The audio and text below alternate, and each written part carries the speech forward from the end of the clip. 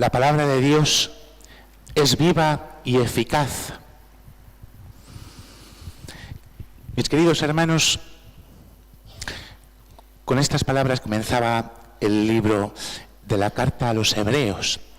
La palabra de Dios es viva y eficaz. ¿Verdad? Podríamos pensar que se lo digan a la Virgen, si la palabra de Dios es viva y eficaz. El Señor nos recuerda siempre, de alguna manera, que Él está vivo, porque hay una presencia suya real en su palabra que nos alimenta, que nos hace vivir, que nos hace experimentar la cercanía de un Dios vivo que nos tiende la mano para hacernos caminar hacia el cielo. Una palabra viva que no está muerta, porque Dios no está muerto, y que al mismo tiempo es eficaz. Y que la palabra de Dios sea eficaz quiere decir que en todo momento, en toda circunstancia, en todo lugar, bajo cualquier condición, siempre y en cualquier etapa de mi vida, puede iluminar no solo las cosas que yo vivo, sino los acontecimientos que suceden en mi propia vida. Los acontecimientos que suceden en la historia. Por esto la palabra de Dios es eficaz, hermanos. Entra hasta lo profundo, donde se juntan coyunturas y tuétanos, donde se dividen alma y espíritu. Hasta ahí debe penetrar la palabra de Dios para vivificarnos a nosotros. Juzga los deseos y las intenciones del corazón. Fijaros, estamos llamados a encontrar en la palabra de Dios las intenciones de nuestro propio corazón. ¿Cuál es el criterio de nuestro actuar cotidiano? ¿Con qué sentido realizamos los actos concretos que realizamos? ¿Qué es lo que pienso? ¿Qué es lo que digo? ¿Qué es lo que hago? Porque debemos encontrar en la palabra de Dios el criterio más grande, profundo y verdadero del discernimiento constante de nuestra propia vida, de todos y de cada uno de los acontecimientos de nuestra vida, también de los más dolorosos. Fijaros, hoy la palabra de Dios es rica, como siempre lo es. Hoy la palabra de Dios juzga las intenciones y los deseos de nuestro corazón, como siempre lo hace. Y de alguna forma hoy el Señor viene a recordarnos una verdad esencial. ¿Dónde está fundamentada nuestra vida cristiana? ¿O dónde debe estarlo? Hemos escuchado aquel pasaje, todos lo conocemos. El joven rico que se acerca y le pregunta a Jesús: Maestro bueno, ¿qué haré para heredar la vida eterna? ¿Por qué me llamas bueno? Fijaros lo primero que responde el Señor: ¿por qué me llamas bueno? No hay nadie bueno más que Dios. Os lo digo por si en algún momento tenéis la tentación de pensar que lo importante es ser buenos. No hay nadie bueno más que Dios. La vida cristiana no va de ser buenas personas. De lo que va es de dejarse transformar el corazón por la gracia de Dios, que no es lo mismo. Porque solamente cuando Dios transforma verdaderamente el corazón con su gracia, entonces nos puede hacer partícipes y nos puede asemejar a su misma bondad. Pero no se trata de que yo intente ser bueno, porque, hermanos, seamos sinceros, ¿quién puede conseguirlo por sus propias fuerzas? ¿Quién puede ser bueno siempre, en todo momento, en todo lugar? Hace falta una conversión sincera del corazón. Por eso no podemos entender la vida cristiana única y exclusivamente como el cumplimiento de una ley. ¿Qué tengo que hacer para heredar la vida eterna?, preguntó el joven. Y fijaros la pedagogía que utiliza el Señor. ¿Sabes los mandamientos?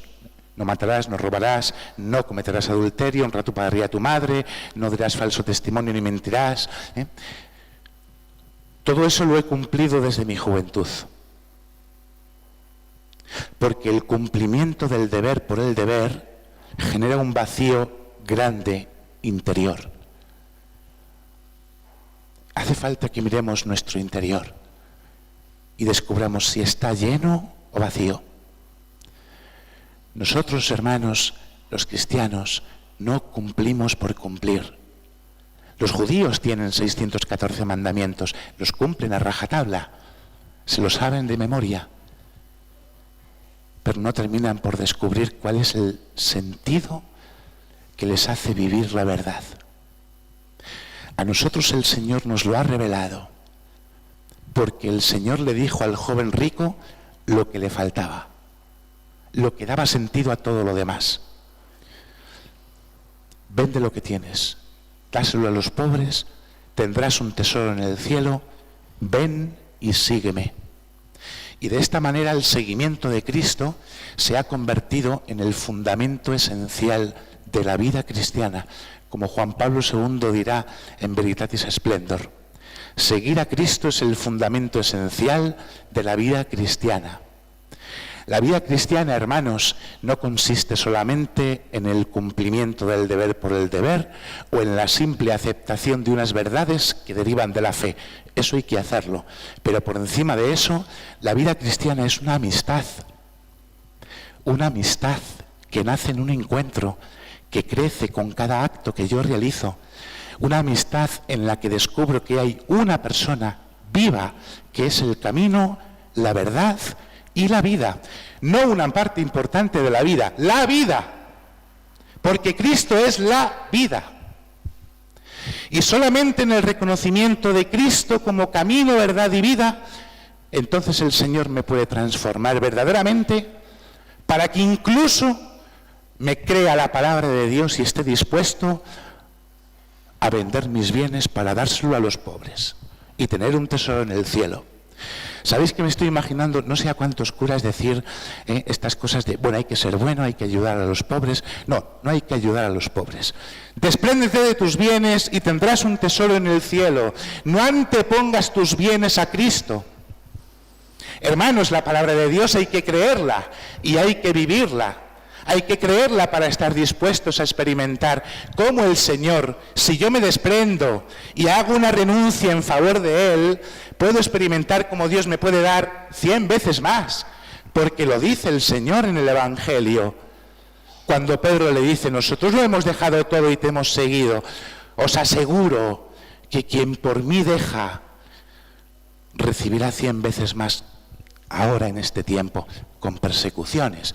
Y la vida eterna, hermanos, nuestro corazón cree verdaderamente la palabra de Dios.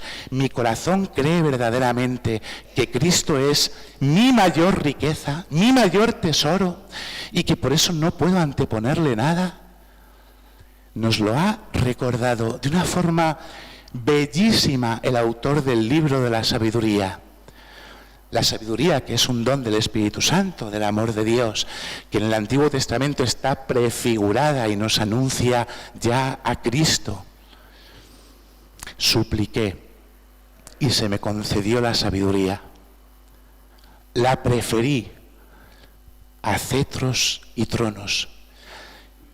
Y en comparación con ella tuve en nada las riquezas. En nada las riquezas, porque todo el oro a su lado no es más que un puñado de arena y la plata es como el barro. La quise más, es palabra de Dios, hermanos, la quise más que la salud y la belleza. Me gustaría saber si algún obispo se atreverá a predicar de esto hoy, de preferir a Cristo por encima de la salud, de preferir la Eucaristía, que es Cristo, por encima de la salud, de la belleza y de la misma luz, porque la sabiduría, que es Cristo, es resplandeciente, en ella se derraman todos los bienes y tiene riquezas incontables. ¿Cuál es el bien más grande de nuestro corazón, hermanos? Nos lo tenemos que preguntar y debemos responder esta pregunta delante de Dios. Porque no podemos seguir verdaderamente a Cristo si le anteponemos cosas o personas. Y entonces, fijaros, si la salud es más importante que Cristo, pues entonces en algún momento amaré más mi salud que a Cristo. La palabra de Dios juzga los deseos y las intenciones del corazón. Y hace falta, hermanos, que tengamos el valor de ponernos sinceramente delante de Dios, para que el Señor me diga cómo he de vivir, para que descubra cómo Dios me llama a no anteponerle absolutamente nada, porque solo Él es Dios, porque solo Él es bueno. Amén.